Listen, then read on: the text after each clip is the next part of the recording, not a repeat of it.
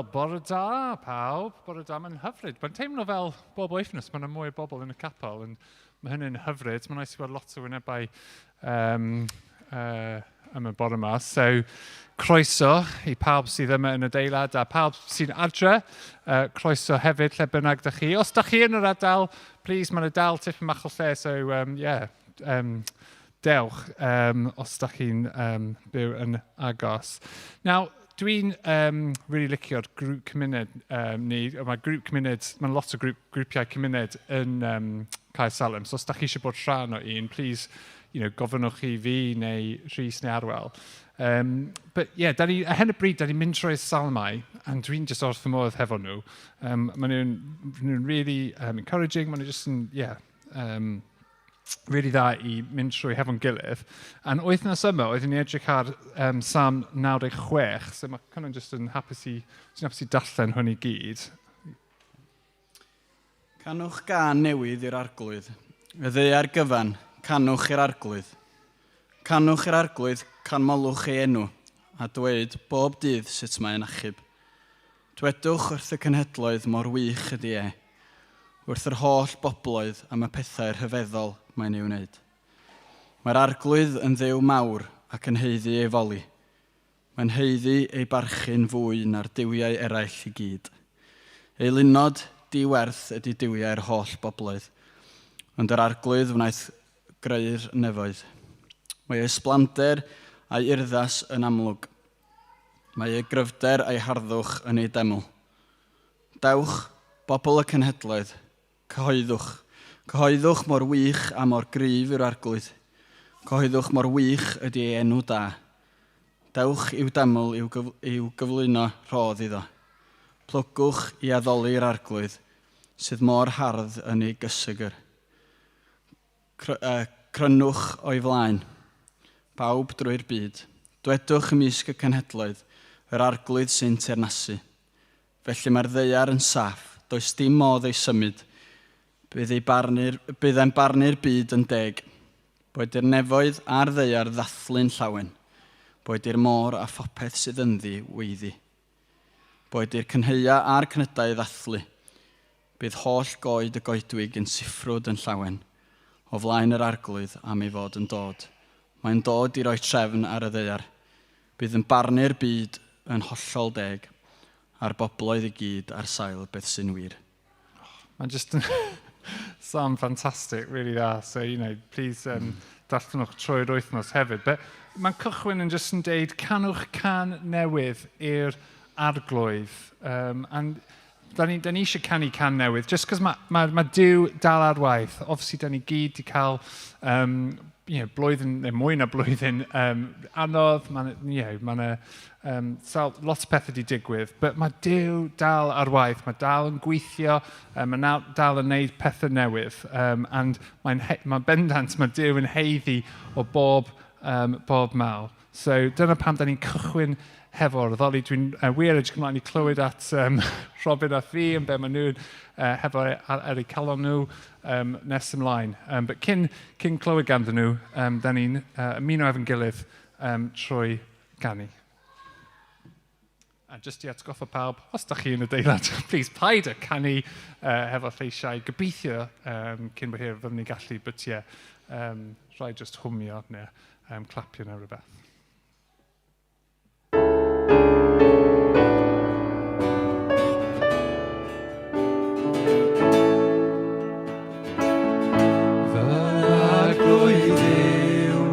Dawym barchedig ofon, wrth feddwl am, wrth waith y dwylodi.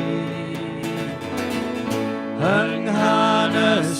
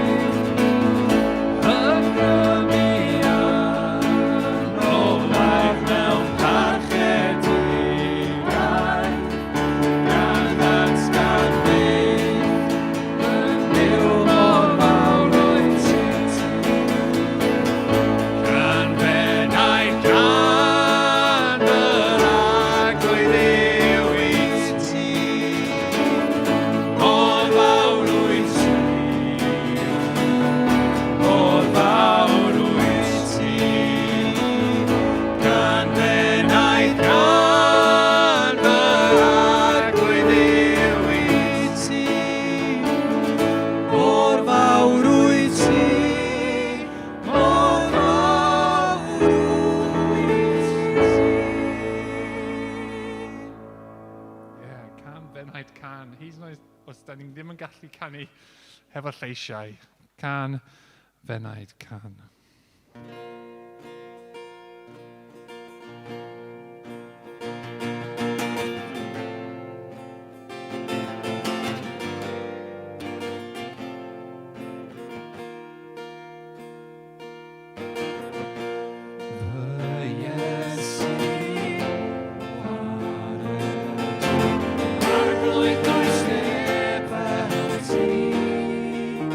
Taylor McQueen.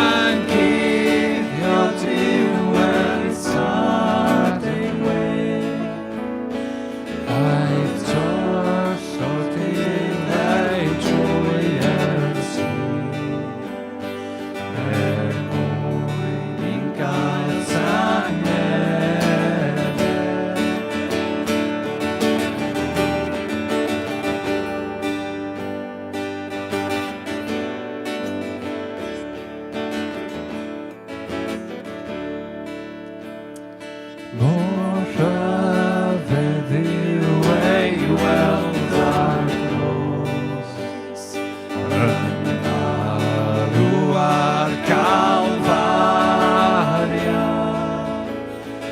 a chlywed sgrech fyddais fy yn gwawdio gyda'r dyrfa. Fy mechoed oedd y bigedd bai, a'r moeddion di ar goron ddau, ond glywais lais Mariant fawr, o'i enau glan yn ras.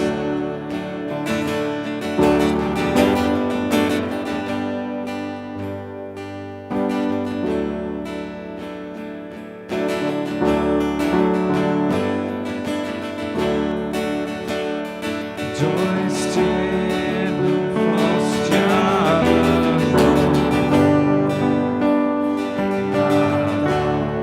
a dim trwy gaeaf, yn ffrostio na fy'n iesist,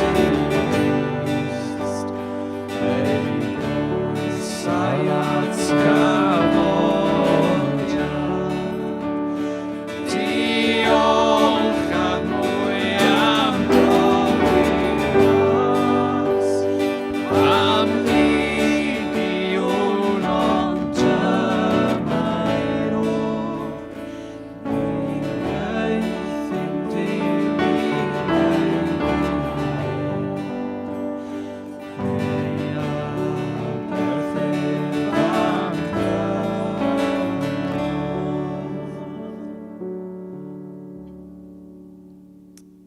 Amen.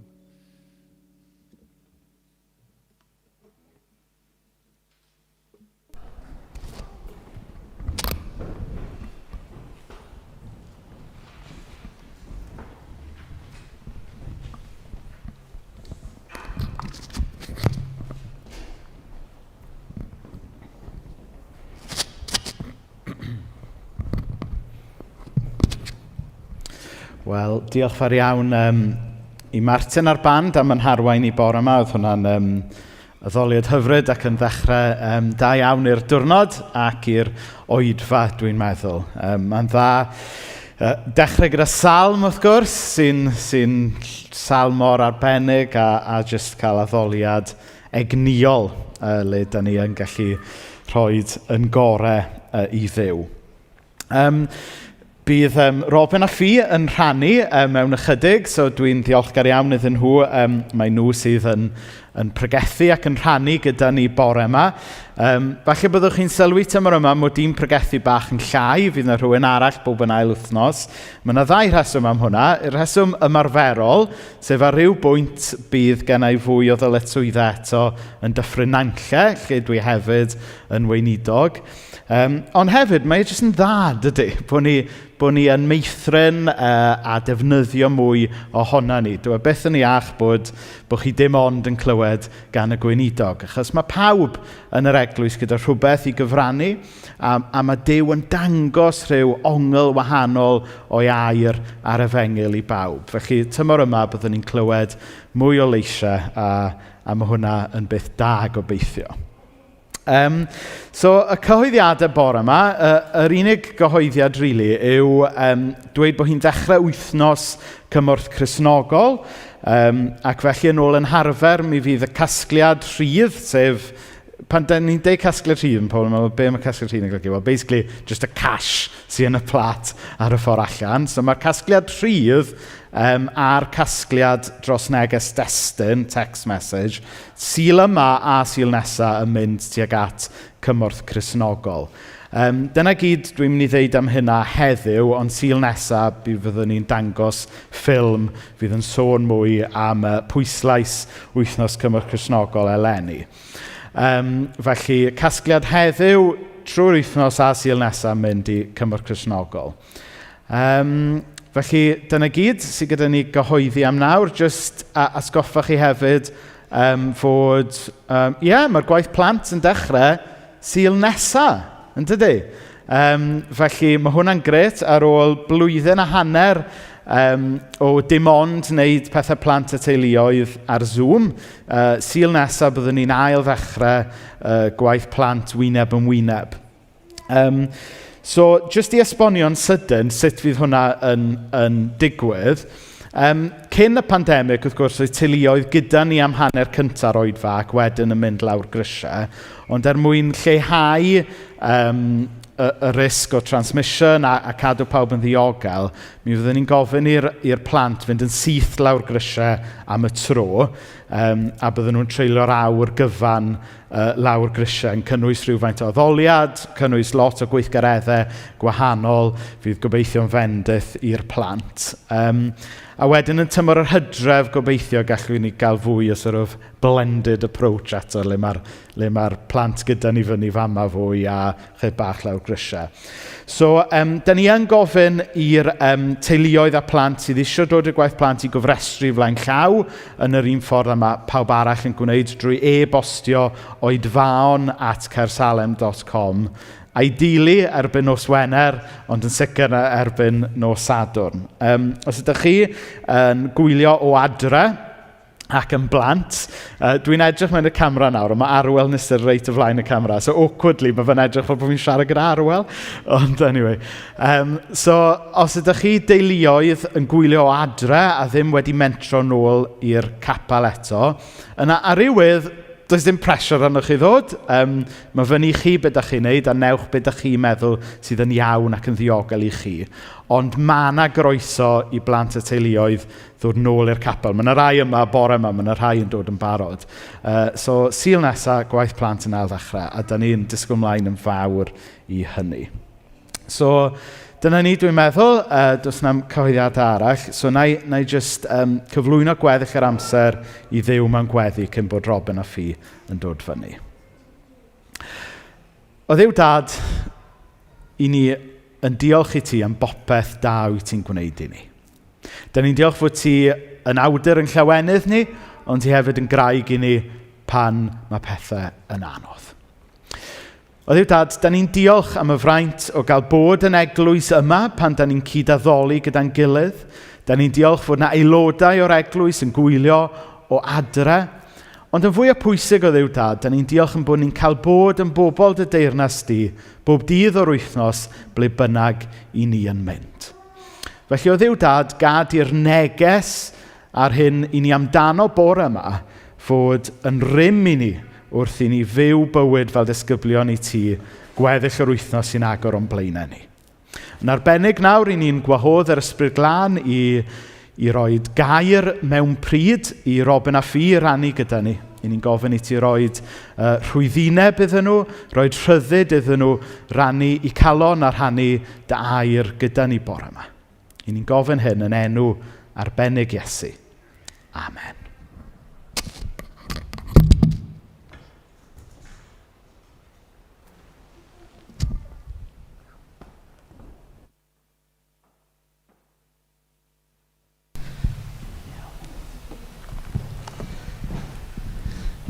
O hyd chydig bach o eiliadau dros fel dyn ni'n jyglo papur a pethau, ond bore da pawb yma, a bore da pawb sy'n adra.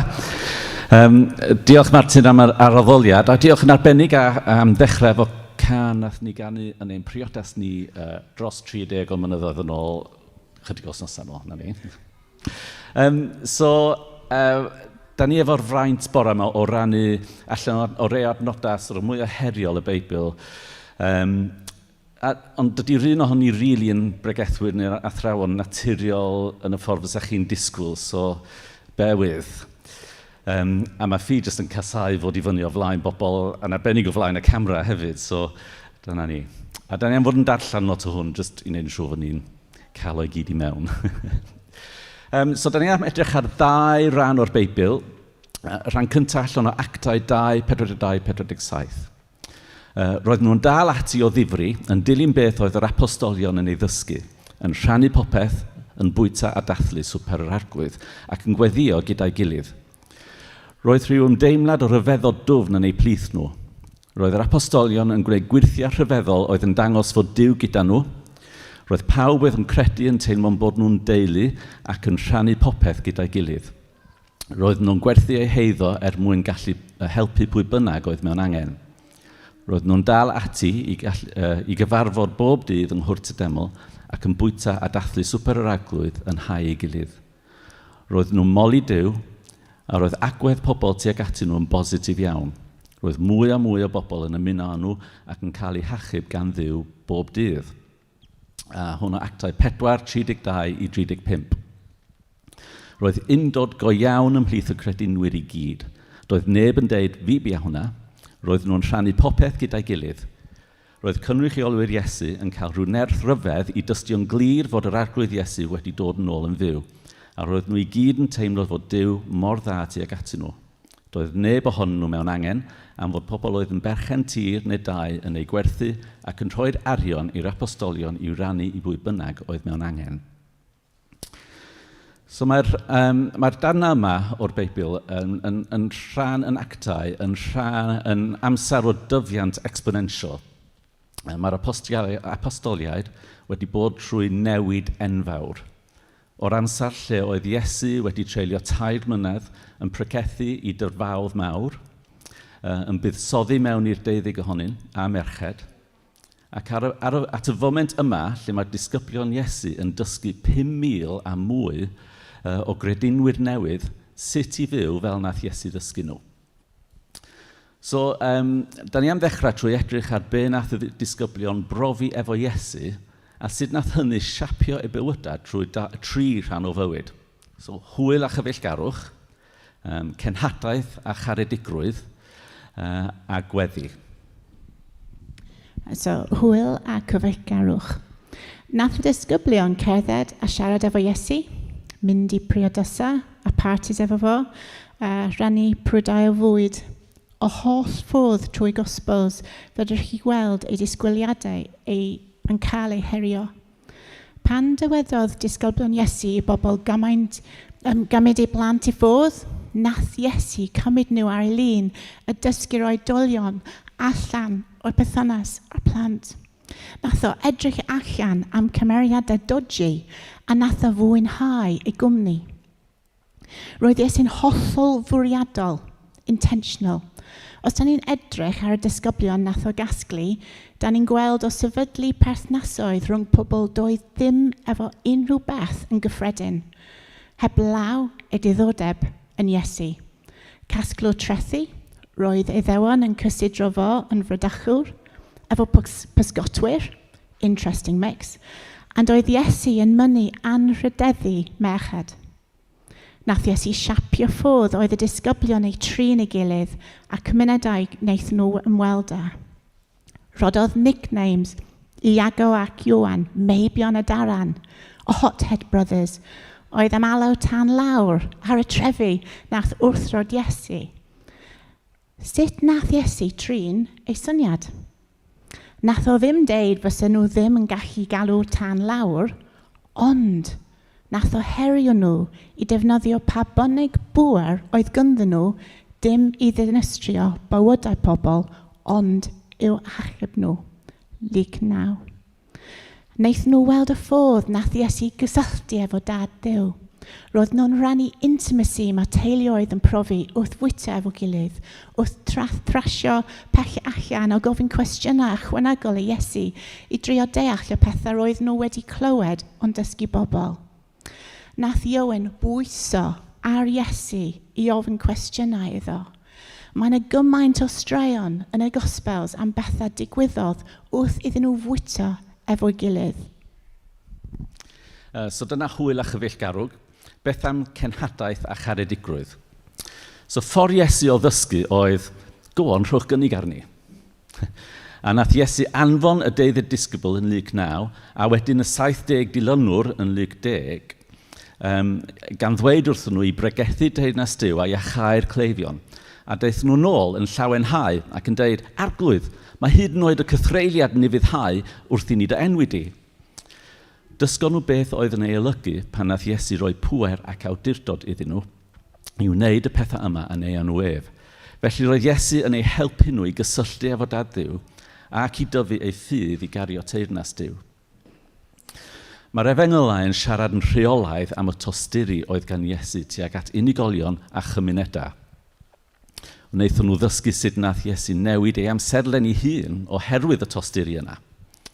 Wnaethon nhw weld Iesu yn defnyddio geiriau o wybodaeth a straight talking, ond o hyd mewn cyd-destun o'r tosturi oedd yn cario. Yn Marc 10, mae'n dweud fod Iesu wedi caru'r dyn ifanc nath ofyn beth sy'n rhaid iddo wneud i gael ei achub. Ond naeth Iesu ddim osgoi yn y gwirionedd yn yr atab. Rhod y holl arian i ffwr a dilyna fi. A nath o wylio wrth i'r dyn yn drist gerdded i ffwr. Ac o'r un dyfder o dosturi a gonestrwydd nath o ddeud wrth y ferch wrth y ffynon. Nid wr di ydy'r dyn sy'n byw efo rwan. Hwna'n Ioan 4. Ond y tro yma, nath y ferch afal ar y gwirionedd Iesu efo edifeirwch a dweud wrth ei holl bentref hi i ddod i gyfarfod ar dyn a ddwedodd wrthyf bopeth nes i erioed. A allai'r dyn yma fod y Meseia? A rwan, nawn ni edrych a weddi. Dyma'r peth nath y ddisgyblion ofyn i Iesu dysgu nhw i wneud. Lyc 11. Does na ddim cyfnod ohonyn nhw yn gofyn iddo dysgu sut i wneud gwthiau, sut i achau, neu sut i brecethu.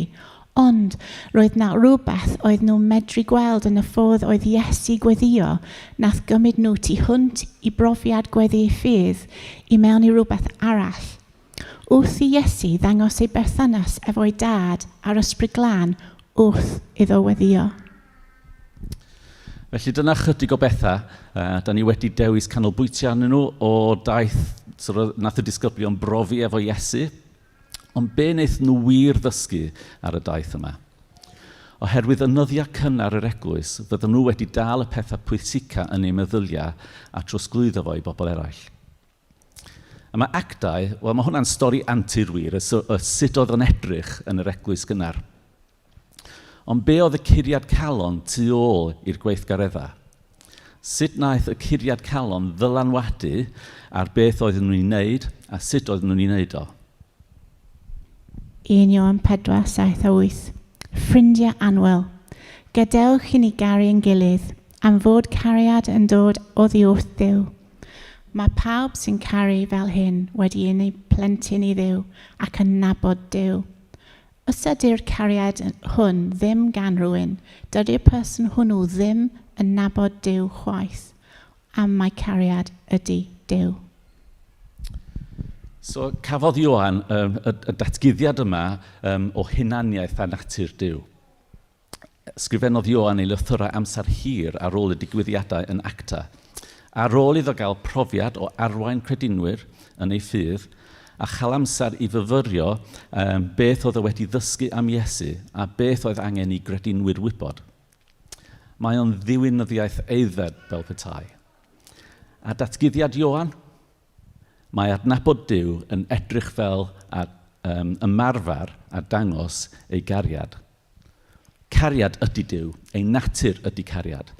Mae ei gariad fel diamond pur, ac o gwmpas hynny, dim ond agwedd arall rownd ei gariad ydy pob un ffasyd neu wyneb ar y diamond. Dydy o ddim yn gariad ond hefyd cyfiawnder. Dydy o ddim yn gariad ond hefyd yn sanctaidd. Dydy o ddim yn gariad ond hefyd yn barnu. Rhaid i bopeth da ni'n ei ddefnyddio i ddisgrifio Duw, ddisgrifio cariad. Does na ddim agwedd o Duw sydd uwch ben ei natur. Duw yw cariad plus ddim byd.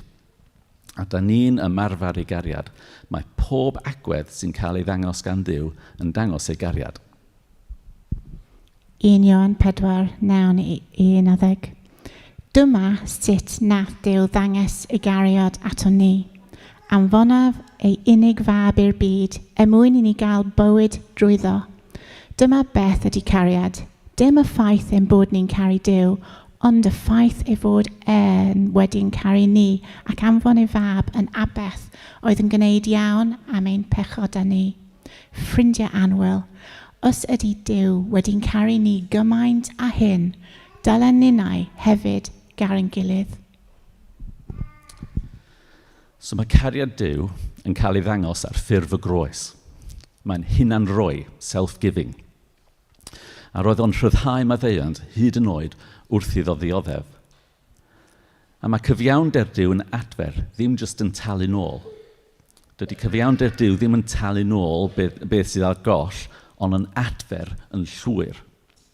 Mae cyfiawnder Duw yn adfer y dioddefwr, yn adfer y rhai sydd wedi torri, yn adfer y perpetrators, yn adfer cymdeithas sydd wedi dadfeilio trwy bechod dynol. Felly be allan ni weld allan o darnau yma'n Actau am beth oedd y disgyblion yn dysgu i'r eglwys gynnar? So, yr un headings, really. Hwyl a chyfeillgarwch. Bod yn fwriadol. Roedd yr eglwys yn adnabyddus am y cariad oedd nhw ganddyn nhw tuag at ei gilydd. Efo cyd-destun diwylliannol, tebyg i, da ni'n weld yn lleol fama, teuluoedd cryf a cymunedau tyn. So beth oedd y ffactor ychwanegol yna oedd yr eglwys yn ei ddangos? A dydy organig ddim yn amcan da yn hyd-destun perthnasoedd. Mae'n ddefnyddiol wrth i ni ddatblygu gweithgareddau sy'n codi naturiol o diddordebau yn yr eglwys, ond ddim yn hyd-destun perthnasoedd. Pwy sy'n cael ei gynnwys? Pwy sy'n cael ei adael allan mewn cyd-destun organig? Does a ddim byd sydd wedi ei fodelu yn y Beibl am organig, ond mae bwriadol wedi ei fodelu. A gallwch chi weld o'r darn yma pa mor fwriadol oedd nhw yn ei gweithgaredd a'i gofal tuag at ei gilydd. A gawn ni edrych ar cenhadaeth a charedigrwydd. Oedd yna symlrwydd, simplicity yn y ffordd oedd nhw'n mynd ymlaen efo hwn. Os da chi'n meddwl am Pedr a Ioan yn iachau'r dyn wrth y porth prydfedd, dwedon nhw, wel, does gynnu ni ddim arian, ond be sydd gynnon ni, a wedyn maen nhw'n rhyddhau iachad. Ac oedd yna heilioni, gonestrwydd, a bod yn agored wrth rannu efo ymatab gofalgar. A wedyn efo gweddi. Wel, mae'n edrych fel bod y Cristnogion cynnar bob amser yn dod at ei gilydd i weddio. So, yn symud ymlaen, mae'r tymor Covid yma wedi cyfyngu ein rhyddid gymaint, fel bod lot ohoni ni wedi colli hyder. A da ni ddim eisiau stresio unrhyw un efo rhestr o sut dylen ni fyw, ond wrth ni ddod allan o lockdown, mae gen ni gyfle i godi'n llygad i'r gorwel a meddwl fel cymuned ynglyn â sut da ni eisiau gwneud bywyd. Ddim just brysio nôl i sut mae pethau wedi bod. Mae pawb yn cael ei gomisiynu i gario teyrnas Duw bob munud, bob dydd o'r eiliad maen nhw'n derbyn cariad Iesu Grist. Be mae hynny'n olygu ddo? Mae'n hawdd gwahanu'n bywyd i mewn i bywyd ysbrydol, bywyd gwaith, ond does na ddim gwahaniaeth rhwng y ddau. Mae hwn yn effeithio sut da ni'n ymdrin â bywyd. Roedd yn amser pan oedd Robin yn gweithio yn llawn amser ac yn bugeilio grŵp addoli o 50 o bobl a draws 4 cynulleidfa. Ar yr un pryd, ag o'n i a Robin yn cydarwain un o cynulleidfaoedd hynny. Ro'n i adra efo plant ifanc a roedd ni'n rhannu yn catref a theulu efo 2 teenager. Bryd hynny, oedd Robin yn mynd i weithio a gweithio'n galed, ond roedd ein ffocws mewn gweddi a'n amser hamdden ar adeiladu eglwys. Gras Duw yn y tymor oedd wrth gario'r Deyrnas hyd yn oed efo ffocws Robin ar weithgaredd yr eglwys, nath 2 o'i cydweithwyr rannu efo fo ai bod nhw'n cael trafferth yn eu priodasau yn cael affairs, a roedd Robin yn medru siarad mewn ein bywydau a gweddio efo nhw yn ogystal â chael eu bachu yn y gwaith. Yn y tymor yma efo Covid, mae Robin yn gweithio oriau llawn amser, really here fel meddyg teulu, a dwi'n gweithio hyd at wythnosau llawn amser yn hytrach na 3 diwrnod arferol, a da ni'n rhieni maith. Felly, ychydig iawn o rhyddid sydd gyda ni i ddod a ffocws i gyd-destun yr eglwys. Mae'n ffocws ni ar waith a chatref. Ond gras Duw yn hyn yw bod Robin yn gallu arwain addoliad weithiau y bod yn gwerthfawrogi treulio amser yn gweddio gyda ffrindiau eglwys, a dwi'n arwain grŵp sy'n gwasanaethu pobl sy'n gofyn am weinidogaeth gweddi. Da ni'n deall bod na 2 demtasiwn wahanol yma. 1, temtasiwn i weithgaredd yn yr eglwys gael ei ystyried yn bwysicach na phethau yng ngweddill bywyd. 2, y temtasiwn i bethau yn gwaith gael ei ystyried yn bwysicach na gwasanaethu bywyd yr eglwys. Mae 2 yn gelwedd. Da ni'n cael ein galw i gario deyrnas Duw trwy ein bywydau, yn gwaith, yn catref, yn yr eglwys, ar y strydoedd, a da ni'n gweld hyn yn y testyn yma yn Actau. Felly sut mae gwneud hynny, a sut da ni'n gwneud hynny mewn ffordd sy'n sustainable ac yn rhoi bywyd? Heb profi burnout. Sut da ni'n cario teyrnas Duw yn llefydd gwaith, nid yn unig yr egwyddorion, ond reality, presenoldeb Duw. Gweddio hwn droedd efo pobl sy'n deall y pwysau, y reality, y cymdeithdodau a gwrando i ddoethyn am Dduw ar gyfer y situations da ni'n gwynebu. Gynnon ni rai straeon random rwan o'n hanes. Da ni'n cydnabod yn llwyr e bod ni gyd yn wahanol, dydyn ni ddim yn trio awgrymu o dylai pobl eraill edrych fel rai ni. Mewn gwirionedd, da ni'n edrych ymlaen at glywed straeon pobl eraill, oherwydd da ni gyd mewn sefyllfa unigryw i gario'r deyrnas Dduw yn unigryw i mewn in situations. Gobeithio bydd y straeon yn helpu ni feddwl yn ymaferol a sbarcio'r sgyrsiau. So, wrth edrych ar ein gwaith, mae gan fi ddawn i sefydlu pethau newydd. Pan oedden ni'n arwain gynulleidfa eglwys, wnaethon ni weld hwn wrth roi structures bugeiliol mewn lle i ofalu am gymuned oedd yn tyfu'n gyflym a'i chynnal. Ers symud i Gymru, mae'r ddawn yma rwan yn cael ei ddefnyddio yn waith fi. Mae fi wedi sefydlu gwasanaeth nath ennill gwobr a'i drosglwyddo eraill, a mae'n sefydlu 2 wasanaeth newydd rwan. Ond mae'n cymryd yr un ffordd o feddwl sylfaenol a chreadigol i sefydlu'r pethau yma ym mhob rhan o fywyd. Ond rwan, mae'n cael ei ddefnyddio yng ngwaith fi. Mae fi wedi bod yn gweddio i mewn i sicrhau fod y sylfaen sustainable a gofalgar yna wrth iddi sefydlu'r gwasanaeth. Daeth Robin yn feddyg deulu oherwydd ei fod yn rhwystredig yn lun â sut roedd yr NHS yn cyflawni anghenion pobl efo addictions. Mae bellach yn lead GP ar gyfer pobl sydd efo addictions ynghyd â trio gofalu am rhai sydd angen gofal yn ei feddygfa. Ar ôl profi gofal meddygol dda a drwg fel teulu ar hyd y blynyddoedd, mae Robin wedi bod isio i Dduw llwyo a siapio gofal mae o'n ei roi i gleifion. Ac i 2 ohonyn ni, mae cyflawni angen cleifion trwy sefyllfa Covid wedi mynd i ni i dir dieitha. Yn y sefyllfa cymleth yma, yn aml dydyn ni ddim yn hyd yn oed yn gwybod beth da ni gofyn i Dduw ei wneud, heb sôn am sut neu beth i weddio. Felly, da ni gweddio mewn tyfodau, nes mae heddwch yn dod a setlo yn ein calon a meddwl, a bydd Duw yn rhoi geiriau neu doethyneb da ni angen. Mae gynnon ni ffrind sy'n gweithio i'r heddlu. Mae Duw yn rhoi geiriau o wybodaeth iddi cyn fynd i situations risky. Mae ei thîm rwan yn edrych ati i roi gwybod iddyn nhw lle mae eitemau wedi ei dwyn. Heads up, wrth iddi gerdded i mewn i situations crazy. Felly, mae hi yn defnyddio geiriau o wybodaeth yn ei gwaith. Ac os da ni'n edrych ar y cartre hefyd, nath fi fynd i weld merch yn y cartref cyn iddi ddod i fyw efo ni fel rhan o raglen Community Rehab Ieuenctid. Oedd hwn rhai blynyddoedd yn ôl rwan. Mae'r carchar yn brofiad diddorol fel ymwelydd. Nath fi gyfarfod y ferch a oedd yn amddiffynol ac yn galad, a roedd rhaid i fi gynnu calon agored ac aros yn feddal tuag at rhywun oedd yn siarad yn galad oherwydd i weld adferiad da chi'n cynnig cartref a theulu, ddim just 4 wal.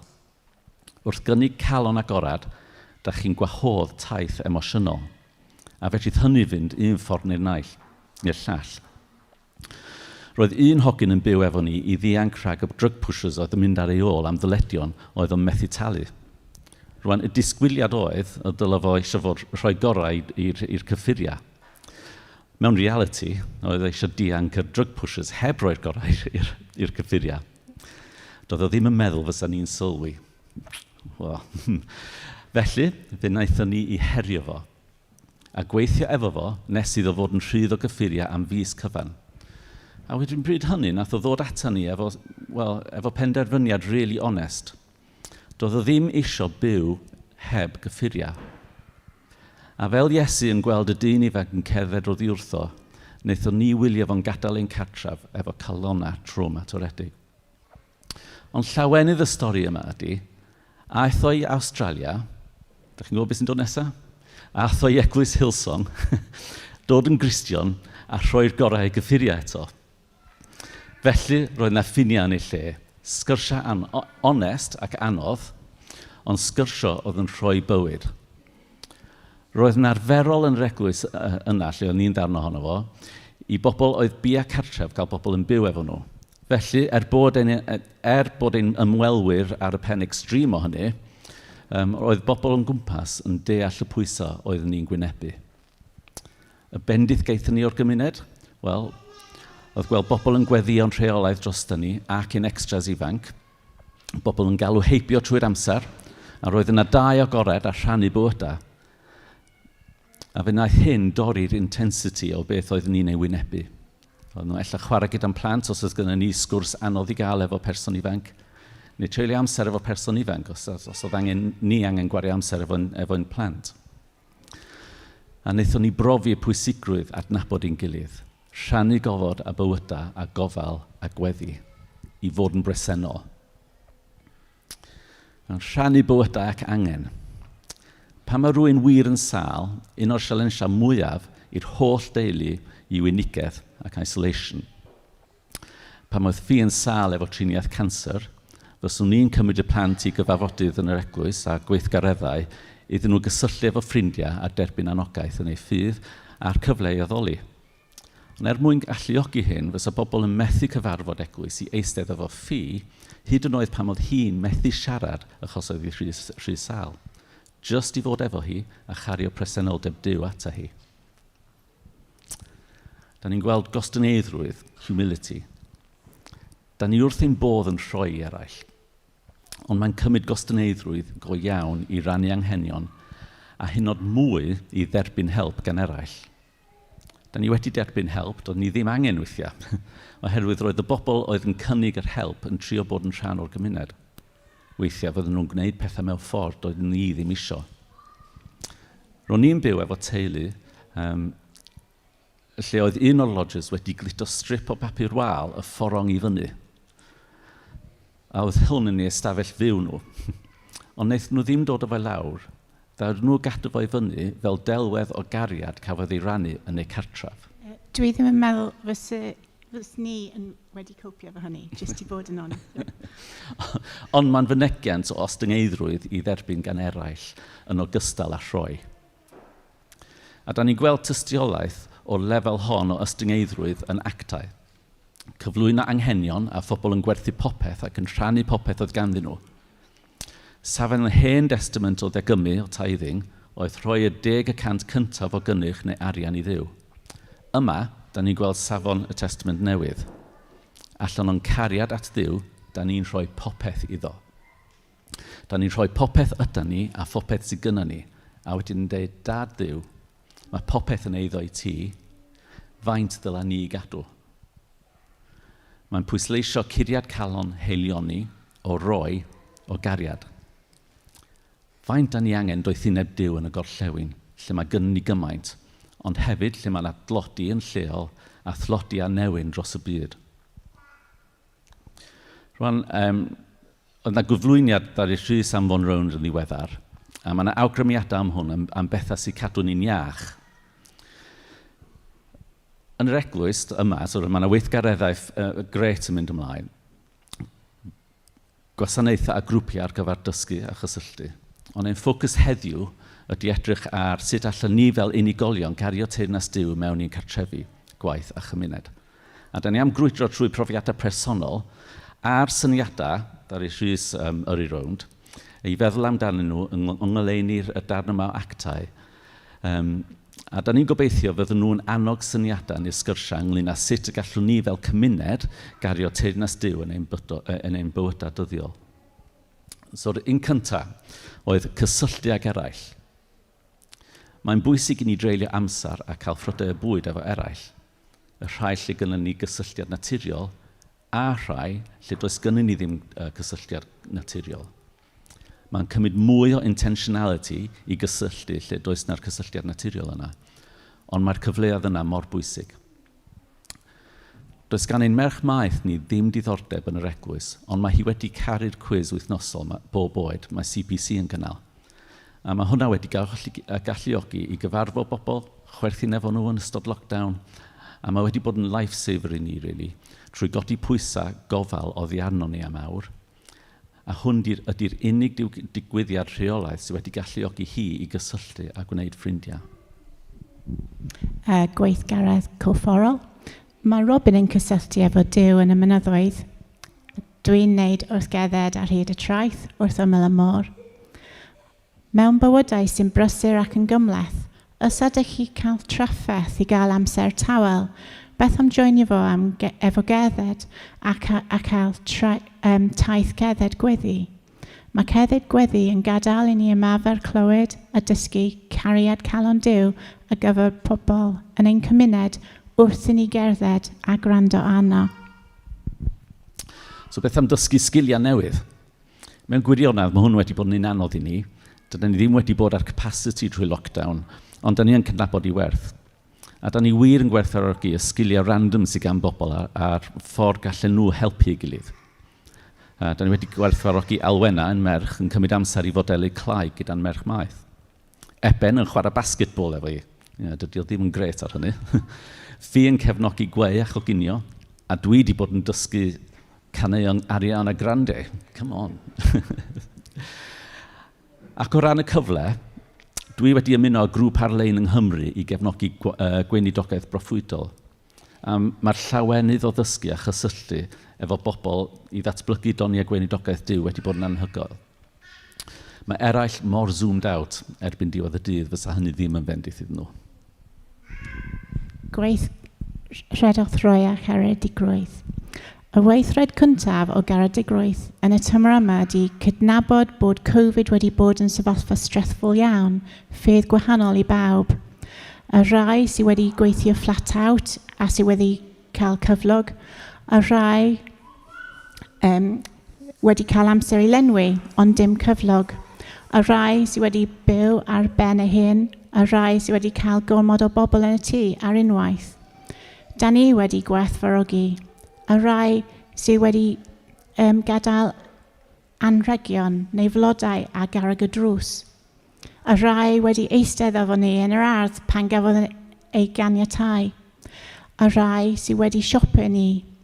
Y rhai sydd wedi bod yn gwrando ar Duw ac yn rhannu ei eira o anogaeth a proffwydoliaeth, adnodau Beibl gyda ni i annog pan da ni wedi bod o dan ein straen mwyaf. Da ni'n gwerthfawrogi yn enwedig y rhai wedi ffonio yn lle textio gan fod textio yn stres anferth yn teulu ni. Ond rydyn ni'n clywed gan eraill bod nhw'n gweld bod galwad y ffôn yn fwy o straen. Felly, mae gwybod sut i fendithio'n gilydd yn bwysig. So beth am bod yn bresennol? So mae gan bob un ohon ni bwysau gwahanol yn ein bywydau cartref. Mae rhai ohon ni'n byw mewn teuluoedd lle mae pawb yn adnabod ac yn caru Iesu. A mae rhai ohon ni yn rhannu cartrefi gyda bobl nad ydyn nhw. A mae'r heriau a'r bendithion, y rhyddid a'r draen yn wahanol i'r ddau grŵp. Efallai bydd angen mwy o anogaeth ysbrydol nag eraill. A mae hyn yn effeithio ar ein rhyddid i fod yn bresennol neu'n rhan o weithgareddau eglwys mewn wahanol ffyrdd. Bod yn bresennol yn ein cymunedau. Mae cariad yn cael ni ar gyfer teuluoedd a bywyd teuluol. Mae gennym ni rai statistics i chi. Ni fydd gan pawb y capacity i ymateb i'r rhain. Sustainability ydy gwybod pwy ydych chi a lle ydych chi wedi cael eich galw i gariad teyrnas Duw, ond dyma un ein passions ni. 32% of people assessed in prison have a learning disability or communication need. 4/5 of these have difficulties reading prison information or expressing themselves. Adroddiad RCSLT 2017. 40% of young offenders have difficulty benefiting from verbally mediated interventions such as anger management and drug rehabilitation, impacting their ability to reintegrate into society. Prison Reform Trust, 2004. 24% of prisoners in the studies had been in care at some point during their childhood. Those who'd been in care were younger when first arrested and most likely to be reconvicted within a year of release. 29% of prisoners had experienced abuse. 41% had observed domestic violence as a child. 37% had family members convicted of offences. 59% had regularly played truant from school. 63% had been suspended and 42% expelled. The Ministry of Justice, 2012. Mae adroddiad yma yn dangos bod problemau sy'n arwain at gachar yn dechrau yn ystod plentyndod. Nath yr adroddiad yma hefyd ffeindio fod gan prisoners gysylltiadau teuluol cryf. Dyma teuluoedd allan ni wneud ffrindiau efo nhw. Dydyn nhw ddim yn teuluoedd gallen ni basio trwyddynt. Mae'n rhaid i ni ddangos cyfeillgarwch genuine a bod yn rhan o'i bywydau. Os da ni yn fod yn halan ac yn eleini, mae ynglyn â bod yn bresennol yn y llefydd yma. So sut ydyn ni'n bod yn bresennol a byw yn syml ac yn sustainable wrth i ni gario teyrnas Duw? Y peth sy'n newid ni ydy encounter efo cariad a maddeuant Duw. Mae'n transnewid ein calona, ein meddyliau a popeth. Mae gweithgareddau eglwys yn bwysig, addoliaf yn gilydd, annog i'n gilydd yn ein ffydd, ac allai fod hynny yn gallu bod y ffordd i rywun gyfarfod cariad Duw, ond mae'r encounter efo cariad yna yn digwydd un person ar y tro yn lle bynnag. A mae Duw wedi dylunio pob un ohono ni'n unigryw i gysylltu efo bobl ac efo fo. Naeth Heidi Baker ei grynhoi fel hyn. Stopiwch am yr un.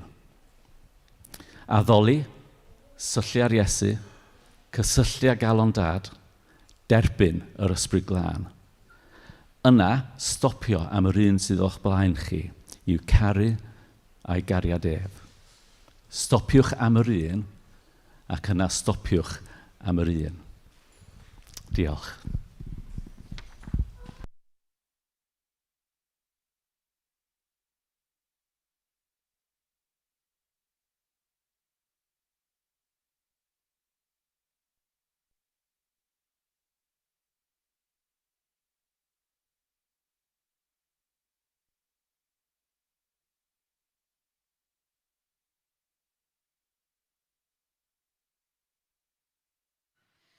Wel, diolch fel fi am Robin am neges pwerus lot i'n meddwl am.